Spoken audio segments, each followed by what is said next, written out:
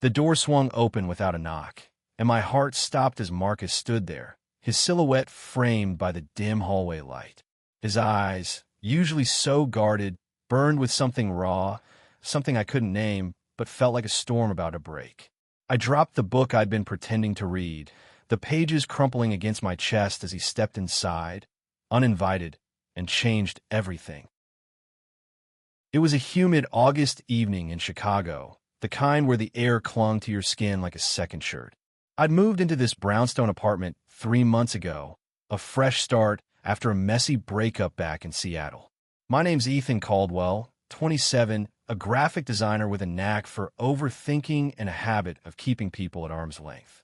The apartment was small but cozy, with creaky hardwood floors and a balcony that overlooked a street alive with dog walkers and delivery bikes. I'd chosen it because it felt like a place to disappear, to rebuild without anyone noticing. But Marcus Rivera, my neighbor across the hall, had a way of noticing everything. Marcus was 29, a freelance photographer with a laugh that could fill a room and a habit of leaving his door open while he played old jazz records. His apartment was a chaos of camera gear, half-finished canvases, and plans he somehow kept alive despite his erratic schedule.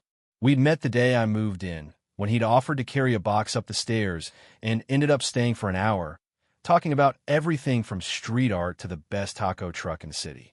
He was Puerto Rican, born and raised in Chicago, with a warmth that made you feel like you'd known him forever. But there was always something beneath it, a shadow in his eyes, a hesitation in his voice when conversations turned personal. That night, I was sprawled on my couch, a glass of cheap wine in hand, trying to distract myself from the ache of loneliness that had settled in my chest. I'd been single for a year, and while I told myself I was fine, the quiet moments hit hard. I've been scrolling through dating apps, swiping left on profiles that all blurred together when Marcus barged in. No warning, no explanation, just him standing there in a faded t-shirt and jeans, his dark curls falling into his eyes. "Ethan," he said, his voice low, almost a whisper. "We need to talk." I sat up, my pulse racing. "You ever heard of knocking?" He didn't smile, didn't laugh like he usually did. Instead, he closed the door behind him and leaned against it, like he was bracing himself for something. "I saw you today," he said, "at the coffee shop on Clark Street." My stomach twisted. I'd been at that coffee shop earlier, meeting a guy named Ryan from one of those apps. It was a disaster. Ryan had spent the whole time talking about his crypto investments, and I'd left feeling more alone than ever. But Marcus had been there. I hadn't seen him. "You were with that guy," Marcus continued, his voice steady but laced with something sharp. "And you looked miserable." I laughed, trying to deflect. "Yeah, well, dating in this city is a nightmare." But Marcus didn't laugh back. He crossed the room in 3 steps and sat on the edge of my coffee table, close enough that I could smell the faint cedar of his cologne. His eyes locked onto mine, and I felt like I was being seen for the first time in years. "Why do you do it, Ethan? Why do you keep going out with these guys who don't get you?" I opened my mouth to argue, to say something snarky, but the words caught in my throat. There was something in his tone, something urgent, that made me pause. "What's this about, Marcus?" I asked, my voice softer now. He ran a hand through his hair, his fingers trembling slightly. "I've been trying to figure out how to say this for weeks," he said. "Maybe months. But seeing you today, watching you try to force a smile for that guy, I couldn't keep pretending." "Pretending what?" I asked, my heart pounding so loud I was sure he could hear it. He looked down at his hands, then back up at me, his eyes glistening. "That I'm okay with just being your neighbor.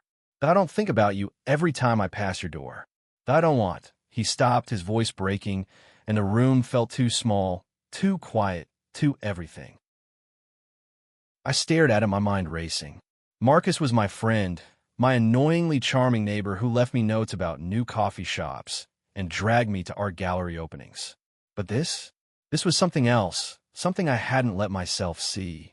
I'd spent so long building walls, convincing myself I wasn't ready for anything real, that I'd missed the way he looked at me, the way his hand lingered when he passed me a beer, the way his laugh softened when it was just the two of us. "Marcus," I started, but he shook his head. Don't, he said. Don't say anything yet. Just let me get this out. He took a deep breath, and when he spoke again, his voice was raw, like he was laying his soul bare. I'm gay, Ethan. I've known it for years, but I've never said it out loud to anyone. Not my family, not my friends, not even myself, really. And then you moved in, and you were so you. Guarded and funny, and so damn stubborn. And I realized I couldn't keep pretending I didn't feel something. The air left my lungs. I came out years ago, back in college, but it hadn't been easy. My parents had taken it hard, and I'd spent too long feeling like I had to prove I was enough. Hearing Marcus say those words, seeing the fear and hope in his eyes, brought it all rushing back. But it also stirred something else, something warm and terrifying and alive.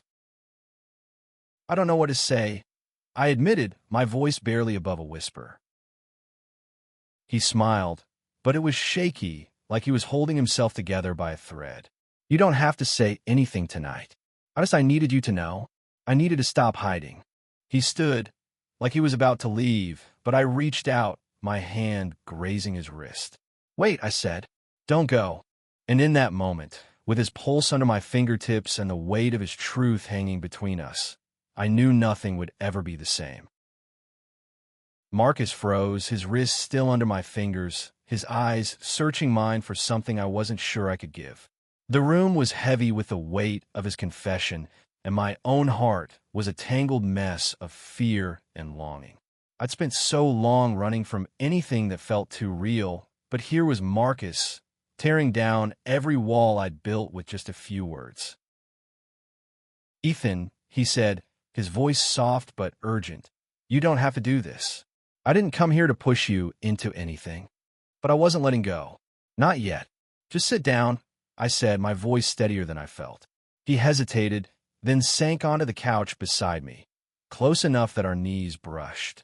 The contact sent a jolt through me, like a spark I'd been ignoring for months. We sat in silence for a moment, the hum of the city outside my window the only sound. I could hear the faint rhythm of a jazz record drifting from Marcus's apartment across the hall, a reminder of how close he'd always been, how much I'd taken for granted. I wanted to say something, anything, to bridge the gap between us, but my mind was a storm of memories and doubts. I didn't know, I finally said, my voice low, about you. I mean, I guess you might be, but I didn't know for sure. Marcus let out a small, bitter laugh. Yeah, well, I've gotten pretty good at hiding it. Grew up in a family where you didn't talk about stuff like that. My dad's a pastor, Ethan. Every Sunday, I'd sit in church and hear him preach about sin, and I'd think, that's me he's talking about. My chest tightened. I knew that feeling, the weight of being told you're wrong just for existing. My parents weren't much better, I said. When I came out, my mom cried for a week, and my dad didn't speak to me for a month. They've come around some, but it's never been the same. Marcus nodded, his eyes distant. I haven't told them. I don't know if I ever will. But living like this, keeping it all inside, it's like carrying a weight you can't put down. I looked at him, really looked at him, and saw the exhaustion in the lines of his face, the way his shoulders slumped like he was bracing for a blow. I wanted to reach for him, to tell him he didn't have to carry it alone, but the words stuck in my throat. Instead, I asked, why now? Why tell me tonight? He turned to me, his gaze steady despite the vulnerability in it. Because you make me want to be honest. You're so real, Ethan. You don't pretend to be someone you're not, even when you're scared. And I'm tired of pretending. His words hit me like a punch. I'd spent so long convincing myself I was fine alone that I didn't need anyone, but Marcus saw through it. He saw me, and that terrified me as much as it thrilled me. I don't know if I'm ready for this, I admitted, my voice barely audible. After my last relationship, I swore I wouldn't let anyone in again. Marcus's expression softened, but there was a flicker of pain in his eyes. I get it. I'm not asking you to be ready. I just needed you to know how I feel. What you do with that, that's up to you. He stood again, and this time I didn't stop him. But as he reached the door, he turned back, his voice quiet but firm. I'm not going anywhere, Ethan. I'll be across the hall, same as always. If you ever want to talk, or anything else you know where to find me. The door clicked shut behind him, and I was alone again, the silence louder than ever. I sat there for what felt like hours, replaying his words, his confession, the way his hand had felt under mine. I'd spent so long running from connection, from the risk of being hurt again, but Marcus had just blown that all apart. And the scariest part? I wasn't sure I wanted to rebuild those walls. The next morning, I woke to the smell of coffee and the sound of Marcus's jazz records filtering through the walls.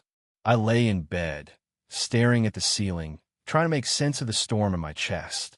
I wanted to go to him, to say something, but fear held me back. What if I let him in and it all fell apart? What if I wasn't enough? I got up, showered, and tried to focus on work, but my mind kept drifting to Marcus, his laugh, his eyes, the way he'd looked at me last night. By noon, I couldn't take it anymore. I grabbed my keys and headed across the hall, my heart pounding as I knocked on his door. He opened it, his expression a mix of surprise and hope. "Ethan," he said, stepping aside to let me in. His apartment was as chaotic as ever, but it felt like home in a way mine never had. "I don't know what I'm doing," I said, the words spilling out before I could stop them. "But I don't want to keep running from this. From you." Marcus's smile was small but real, and for the first time in months, I felt like I could breathe. Marcus's apartment smelled like coffee and paint, a mix that was somehow comforting and chaotic, just like him. He gestured toward the couch, cluttered with camera lenses and a half-finished sketchbook, and I sat, feeling like I was stepping into uncharted territory. My confession hung in the air, raw and unpolished. I didn't want to run from him, but saying it was one thing. Figuring out what came next was another. He sat across from me, leaning forward, his hands clasped like he was trying to keep himself grounded. "You sure about this?" he asked, his voice gentle but laced with caution. "I mean, last night was a lot. I don't want you to feel pressured." I laughed, a nervous sound that echoed in the quiet room. "Pressured? Marcus, I'm the one who came knocking. I'm just scared, okay? I've been burned before, and I'm not exactly good at this." He tilted his head, a small smile playing on his lips. "Good at what? Being honest? Because you're doing fine right now." I rolled my eyes, but his words eased something in me. "You know what I mean. Relationships. Letting people in. The last guy I was with, Jared, he made me feel like I was never enough. Like I had to keep proving myself. I don't know if I can go through that again." Marcus's smile faded, replaced by something fiercer. "Ethan, you don't have to prove anything to me. I like you because you're you. Messy, stubborn, and all. I've spent years hiding who I am. So believe me, I'm not looking for someone perfect. I just want someone real." His words hit me harder than I expected, cracking open a part of me I'd kept locked away. I wanted to believe him, but doubt was a stubborn thing, clinging to the edges of my thoughts. "What if I mess this up?" I asked, my voice barely above a whisper. "Then we mess it up together," he said simply. "I'm not exactly an expert at this either. I've never even," he trailed off, his cheeks darkening. "Never what?" I pressed, leaning closer. He rubbed the back of his neck, his eyes dropping to the floor. "I've never been with a guy. Not really. A few dates here and there, but nothing serious. I was too busy keeping my secret from everyone." I blinked, processing that.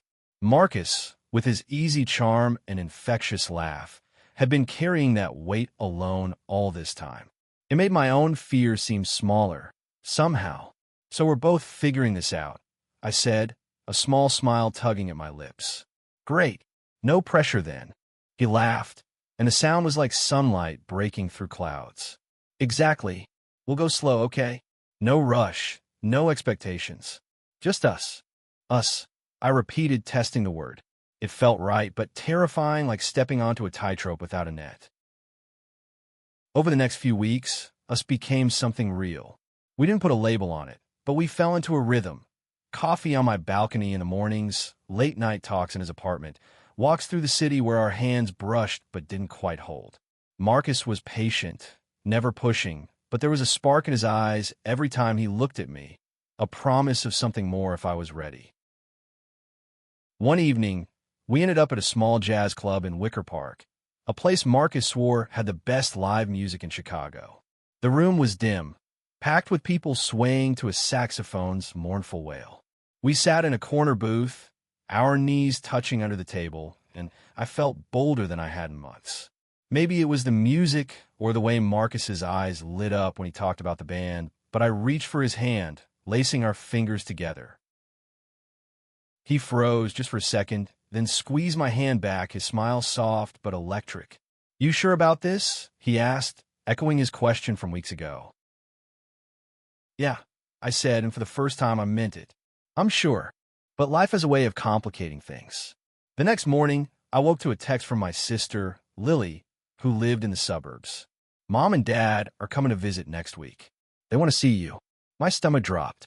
My parents and I had reached a fragile truce after years of tension, but the idea of them meeting Marcus, of explaining what he was to me, felt like walking into a minefield. I showed Marcus the text later that day, expecting him to brush it off. Instead, his face tightened, and he set his coffee mug down with a little too much force. "You're not out to them, are you?" he asked, his voice quiet. "I am," I said quickly, "but it's complicated. They don't really get it, and I haven't told them about you yet." He nodded, but I could see the hurt in his eyes. "I get it, Ethan. I'm not exactly shouting my truth from the rooftops either. But if we're doing this, I don't want to be your secret." His words stung because they were true. I wasn't ashamed of Marcus, but I was terrified of what my parents would say, of the judgment I'd spent years trying to escape. And I realized, with a sinking feeling, that I wasn't as ready as I'd thought. The air in Marcus's apartment felt heavier after our conversation, the jazz record spinning silently in the background, doing little to ease the tension. I wanted to tell him I'd face my parents head on, that I'd proudly introduce him as what? My boyfriend? My friend? The word us had felt so right in the jazz club, but now it was a question I didn't know how to answer. Marcus didn't push, but the space between us felt like a chasm, and I hated that I'd put it there. The week before my parents' visit passed in a blur. Work kept me busy, designing logos for a new startup, but my mind was elsewhere, replaying Marcus's words. "I don't want to be your secret." I saw him less, not because I didn't want to, but because every time I knocked on his door, I felt the weight of my own indecision. He was still warm, still Marcus, but there was a new distance in his eyes, like he was bracing himself for me to pull away. The night before my parents arrived, I found myself at his door again, my knuckles hovering before I finally knocked. He opened it, wearing a paint-splattered hoodie, his camera dangling from his neck like always. "Hey," he said, his voice soft but guarded. "You okay?" "No," I admitted, stepping inside. "I'm freaking out, Marcus. My parents are coming tomorrow, and I don't know how to do this. I don't know how to tell them about you." He set his camera down and leaned against the counter, his arms crossed. "You don't have to tell them anything you're not ready for. But Ethan, you need to figure out what you want. Not just for me, but for you." I sank onto his couch, running a hand through my hair. "I want you," I said, the words spilling out before I could stop them. "I've never felt like this before, not even with Jared. But my parents, they're not like yours. They're not religious, but they're rigid. They'll smile and nod, but I'll see the disappointment in their eyes, and I don't know if I can handle that again." Marcus sat beside me, close but not touching. "I get it," he said. "My family's the same, in their own way. But hiding who I am, it's killing me, Ethan. I don't want to do that anymore. And I don't want you to feel like you have to hide, either." I looked at him, his face so open, so honest, and I felt a surge of courage. "What if I told them?" I asked. "Not everything, maybe, but enough. That I'm seeing someone. That it's you." His eyes widened, a flicker of hope breaking through the caution. "You do that." "I want to," I said, and it was the truth. "But I'm scared I'll screw it up." He reached for my hand, his fingers warm and steady. "You won't. And if you do, I'll be here. We'll figure it out." The next day, my parents arrived at my apartment, their rental car parked crookedly outside. My mom, Ellen, hugged me tightly, her perfume as familiar as my childhood. My dad, Tom, gave me a stiff nod, his eyes scanning my small living room like he was looking for something to criticize. Lily, my sister, had come too, her presence a small comfort. She'd always been my ally, even when my parents weren't. Dinner was tense. The conversation stilted as we ate takeout from a Thai place down the street. I kept waiting for the right moment to bring up Marcus, but every time I opened my mouth, the words stuck. Finally, as we cleared the plates, Lily gave me a knowing look, like she could sense I was holding something back. "So, Ethan," she said, her tone light but pointed, "you seeing anyone?" My parents froze, their eyes on me. I felt my pulse spike, but Marcus's words echoed in my head. "We'll figure it out." I took a deep breath. "Yeah," I said. "His name's Marcus. He lives across the hall." The silence was deafening. My mom's smile faltered, and my dad's jaw tightened, but Lily just grinned. "About time," she said, breaking the tension. "When do we meet him?" I glanced at my parents, waiting for the inevitable lecture, but my mom surprised me. "Marcus," she said, her voice careful. "Is he important to you?" "Yeah," I said, my voice steady despite the knot in my chest. "He is." My dad didn't say anything, but he didn't storm out either, which was progress. Later, as they left, my mom hugged me again, her arms lingering a little longer than usual. "We just want you to be happy," she whispered, and I almost believed her. When I told Marcus about it later, he pulled me into a hug, his laugh warm against my ear. "You did it," he said. "You told them." "Barely," I muttered, but I was smiling. For the first time, I felt like I was stepping toward something, not running away. The days after my parents' visit felt like a turning point, but not the kind I'd expected. Telling them about Marcus had cracked something open in me, a small but stubborn hope that maybe I could build something real without losing myself. But hope is a fragile thing, and life doesn't always let it grow unchecked. Marcus and I fell deeper into our rhythm, spending evenings cooking together. His Puerto Rican arroz con pollo was a revelation, and stealing kisses in the hallway when we thought no one was watching. He started leaving his camera at my place, snapping candid shots of me sketching or laughing over a bad movie. Each moment felt like a stitch in a wound I hadn't realized was still bleeding. But the shadow of his own unspoken truth lingered. He told me he hadn't come out to his family, and I could see the weight of it in the way he dodged calls from his mom or changed the subject when I asked about his past. I didn't push. God knows I understood what it was like to carry that kind of fear, but I couldn't help wondering how long he could keep it buried. One Saturday, we were at a street festival in Logan Square, the air thick with the smell of grilled corn and the sound of a mariachi band. Marcus was in his element, his camera clicking as he captured kids chasing bubbles and couples dancing in the street. I watched him, my heart swelling with something I was afraid to name. Love, maybe, or something close to it. Then his phone buzzed, and his face changed. He glanced at the screen, his jaw tightening, and shoved it back in his pocket. "Who was that?" I asked, trying to keep my tone light. "My sister, Anna," he said, his voice clipped. "She's in town. Wants to meet up." "That's great, right?" I said, but he didn't meet my eyes. "Yeah," he muttered, but I could tell it wasn't. He was quiet the rest of the afternoon, his usual spark dimmed.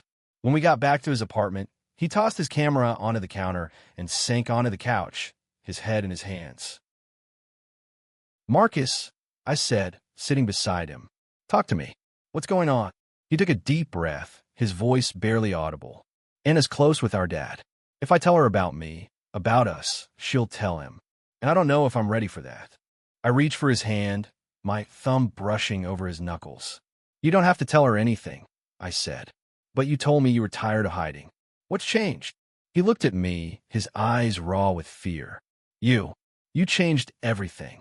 I thought I could keep this part of me locked away forever, but being with you, it makes me want to be brave. But I'm not sure I am." His words hit me like a wave, pulling me under. I wanted to tell him he was enough, that he didn't need to be brave for me, but I knew that wasn't what he needed to hear. Instead, I pulled him close, his head resting against my shoulder. "You don't have to do it alone," I said. "I'm here." The next day, Anna showed up at his apartment unannounced, her laughter filling the hall as she hugged Marcus. She was a whirlwind, all bright eyes and quick wit, and I liked her instantly. But when she saw me, Her smile faltered just for a second, like she was trying to piece something together. "You must be Ethan," she said, her tone warm but curious. "Marcus talks about you all the time." I glanced at Marcus, who looked like he was holding his breath. "All good things, I hope," I said, trying to keep it light. "Mostly," she teased, but her eyes lingered on us, and I could feel the question she wasn't asking. Marcus didn't say anything, didn't correct her or explain, and I felt a pang of disappointment. I told my parents about him, taking that leap, but he was still standing on the edge. That night, after Anna left, Marcus was quiet, his hands fidgeting with a lens cap. "I'm sorry," he said finally. "I wanted to tell her. I just froze." "It's okay," I said, but it wasn't. Not entirely. I wanted him to be free, to be himself, but I couldn't force it. All I could do was wait and hope he'd find his way. The weeks that followed Anna's visit were a tightrope walk. Marcus and I were closer than ever, but there was an undercurrent of tension, like a storm cloud waiting to burst. I could see him wrestling with his fear, the weight of his family's expectations pressing down on him. I wanted to help, to carry some of that burden, but I didn't know how without pushing him too far. One chilly October evening, we were on my balcony, wrapped in blankets, sharing a thermos of hot chocolate. The city sparkled below, the lights of Chicago reflecting off the lake like scattered stars. Marcus was quieter than usual, his camera resting on the railing, untouched. I nudged his shoulder. "You okay?" He sighed, his breath visible in the cold air.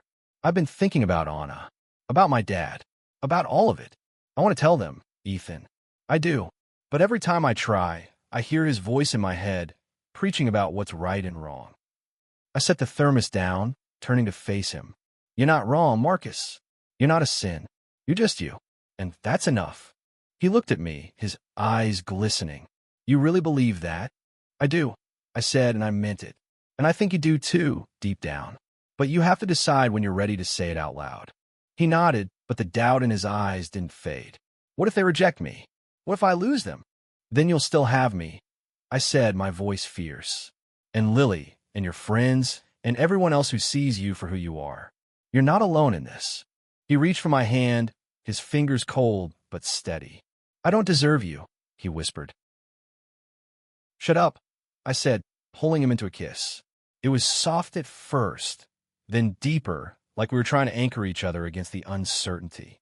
When we pulled apart, his smile was small but real, and I felt a flicker of hope that maybe we could weather this together. But the storm broke sooner than I expected. A few days later, Marcus got a call from his dad, inviting him to a family dinner at their home in Humboldt Park. Anna would be there, along with their extended family, and Marcus's face went pale when he told me. "They wanted to bring someone," he said. "They think I'm dating some girl from the neighborhood." My stomach twisted. "What did you tell them?" "Nothing," he admitted. I just nodded and said I'd see. "But Ethan, I want you to come. Not as a friend, but as you know." My heart leapt and sank at the same time. "Are you sure?" I asked. "That's a big step." "I know," he said, his voice trembling. "But I'm tired of lying. I want them to know who I am, and I want them to know you're part of that." I agreed, but as the day of the dinner approached, my nerves grew. What if his family reacted worse than mine had? What if they shut him out? I tried to focus on work, on the mundane routine of deadlines and client calls, but my thoughts kept circling back to Marcus and the leap he was about to take. The night of the dinner, we drove to Humboldt Park in his beat-up Honda, the radio playing low to fill the silence.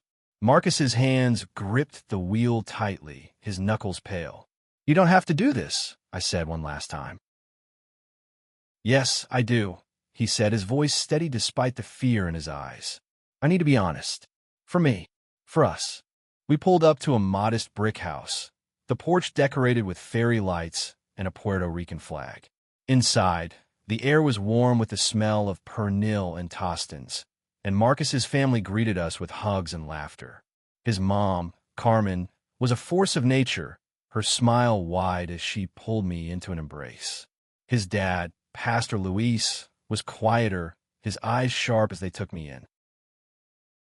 Dinner was loud, chaotic, and warm, but I could feel Marcus's tension beside me.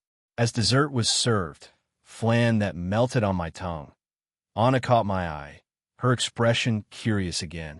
And then Marcus stood, his chair scraping against the floor, and the room went quiet.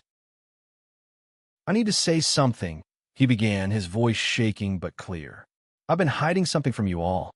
I'm gay, and Ethan, he's not just my friend. He's the person I care about most." The silence was suffocating. I braced myself, ready for anything, but nothing could have prepared me for what came next. The dining room felt like it had frozen in time, every pair of eyes locked on Marcus. His hand found mine under the table, his grip tight, and I squeezed back, my heart pounding as I waited for his family's reaction. Pastor Luis's face was unreadable, his fork still in hand, while Carmen's eyes widened, her hands clasped tightly in her lap. Anna broke the silence first.